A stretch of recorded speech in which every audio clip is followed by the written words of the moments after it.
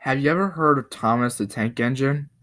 If you've been around little kids between the ages of 2 and around 7 or so, I'm sure you have.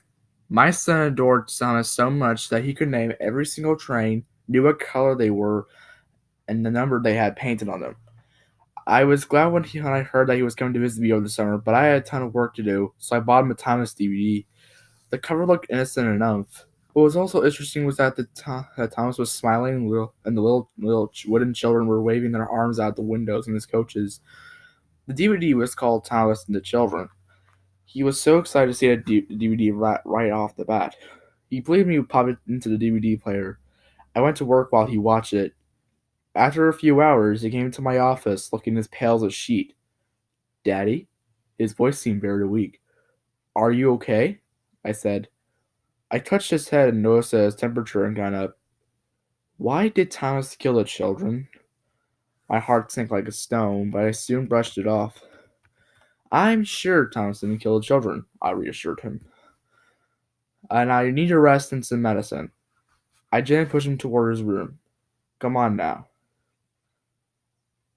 After putting him to bed, I got curious as to what he had seen. I popped in the DVD and began to watch the episode play. It seemed normal enough. The episode began as Thomas was told to take a group of children to the seaside by the instructions to Topham Hatt. I knew something was wrong. There was no narrator this episode.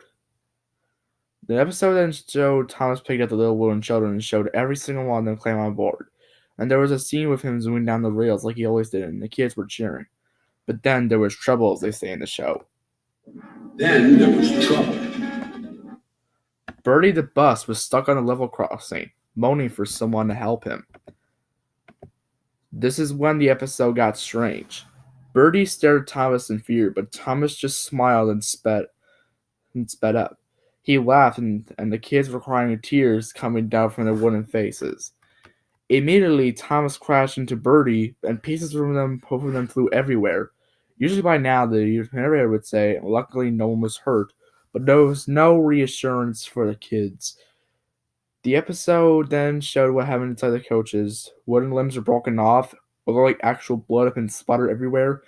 We see brief shots of their head ripped off, and tears painted upon their faces. Everything went to static. After that, I found myself boiling over with anger. What sticker could create something that messed up for little kids? Then I paused the static. Messages started to appear on the screen like kill, obey, multiply, and die. I watched the static and more different messages flash on the screen, and on the bottom, one of them said R.I.P. Thomas. I threw the accursed thing in the trash after breaking it in half. I would not expose my child to any more of that trash. Before going to bed myself, I checked him. He was happily asleep and snoring, clutching his teddy. I had a nightmare from this. One where the children came into my room, but they were lifelike and tall as a normal person. Their twisted forms grabbed my limbs and pulled me apart, while I heard that blasted train laughing. Now I have woken up, covered in blood, knife in hand, and I'm afraid to check my son's room.